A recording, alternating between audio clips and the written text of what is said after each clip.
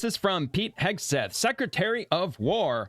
This morning, on my orders, U.S. military forces conducted a second kinetic strike against positively identified, extraordinarily violent drug trafficking cartels and narco-terrorists in the SOUTHCOM area of responsibility, which is in the Caribbean Sea. I'm not sure if it comprises the entire Caribbean Sea, but it's essentially the area that's north of Venezuela.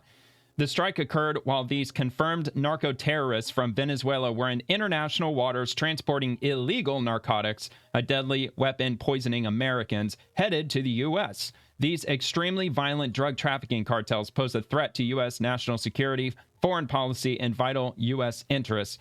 The strike resulted in 3 male terrorists killed in action. No U.S. forces were harmed in this strike. Be warned, if you are transporting drugs that can kill Americans, we are hunting you. The illicit activities by these cartels have wrought devastating consequences on American communities for decades, killing millions of American citizens no longer. Thank you for your attention to this matter. And that was Donald J. Trump's Truth Social account that was reposted by Secretary of War Pete Hegseth. I actually didn't catch that at first. It was cut off here at the top, but that's all right. It's from the president and also from Secretary of War Pete Hegseth. Narco-terrorists are enemies of the United States, actively bringing death to our shores. We will stop at nothing to defend our homeland and our citizens. We will track them, kill them, and dismantle their networks throughout our hemisphere at the times and places of our choosing.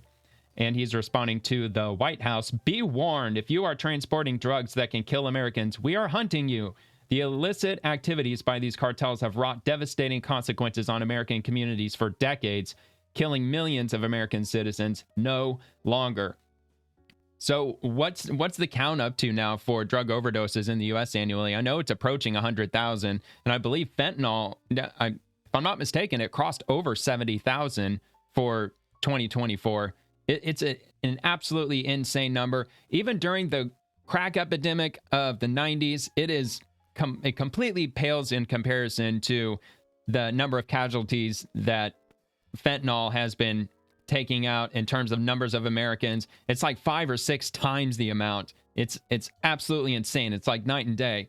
And it's many times, or at least several times more deadly than the heroin epidemic back during the 70s. So what we're dealing with right now is by far, by orders of magnitude, the worst drug epidemic that we have ever had in the United States. Like no other epidemic comes even close.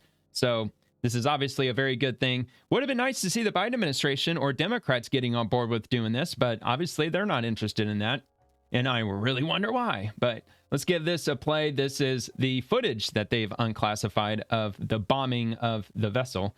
Not sure if there's going to be sound, but doesn't look like it. I've got sound. Not looking like that's going to happen. Yeah. No sound. That's okay, though. Boom! Take him out!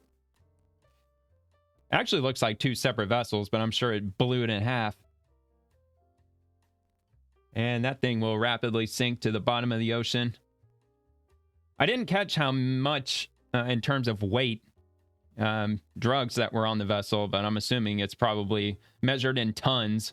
That's usually how much they're measuring when they're out there transporting drugs across international waters. It's usually measured in tons. So that's a good thing. Another one bites the dust, and I'm sure there's probably going to be many more. And I don't know what their long-term game plan is in Venezuela. Is he just gonna keep sending them one by one until we eventually run out of missiles? I don't know, man. I guess we'll just have to see.